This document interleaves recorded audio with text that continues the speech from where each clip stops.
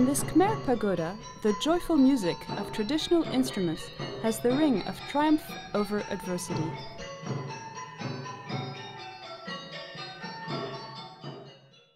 But not long ago, it was difficult to find hope in this part of Vietnam. When Typhoon Linda struck southern Vietnam's coast in 1997, it exposed a compromised ecosystem. Historically, vast mangrove forests have stabilized these coastlines, affording protection from winds and storms.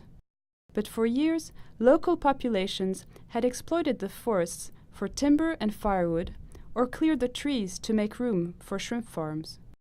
Without the mangrove buffer, the Mekong Delta's coastal provinces had become a dangerous place indeed. And when waves began to threaten De Ta Pagoda, the monks realized they would soon need to leave. Lam Tan Tung went to live by the sea in Soc Trang province in 1993. In the past, I had 3 children but no land. I collected trash and caught crabs or shrimp for a living. It was miserable then.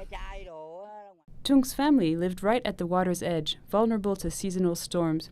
He had no regular income and scavenged for food along the shoreline, clinging to a volatile existence.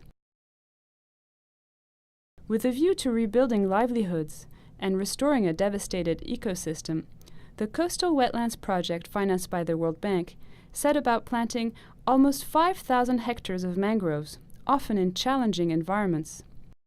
Including related government programs, about 25,000 hectares of new trees were planted between 2000 and 2007 to protect Vietnam's southern coast.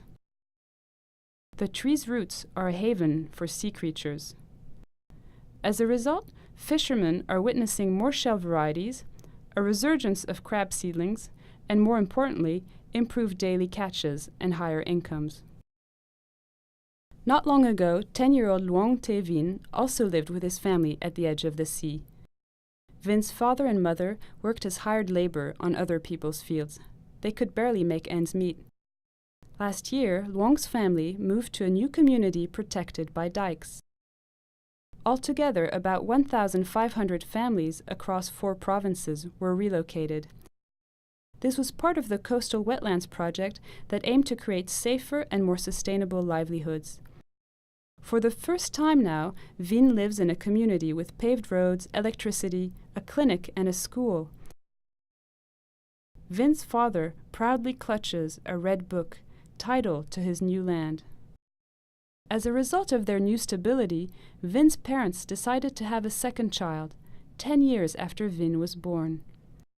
Vin's parents and their neighbors, like this basket weaver, are also benefiting from job training and access to credit, vital supports that are giving a second chance to the poorest of the poor.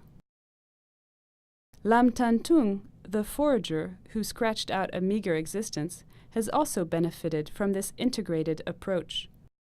Today, like 10-year-old Vin's father, Tung owns a new house and a half-hectare of land.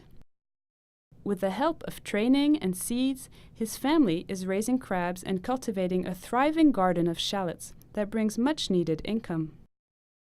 Today, Tung no longer depends on foraging to make a living.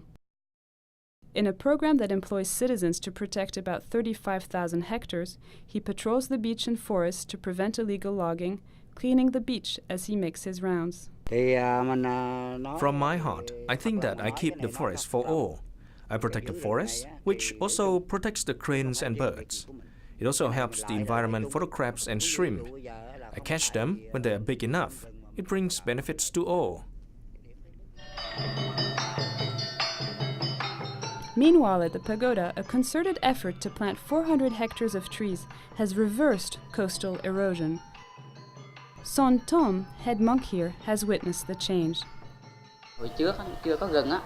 In the past, we were afraid of being here because there was no forest.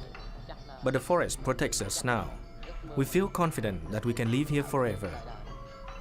And with security and peace of mind, monks and students can live and learn, preserving the culture and customs the Khmer people have long held dear.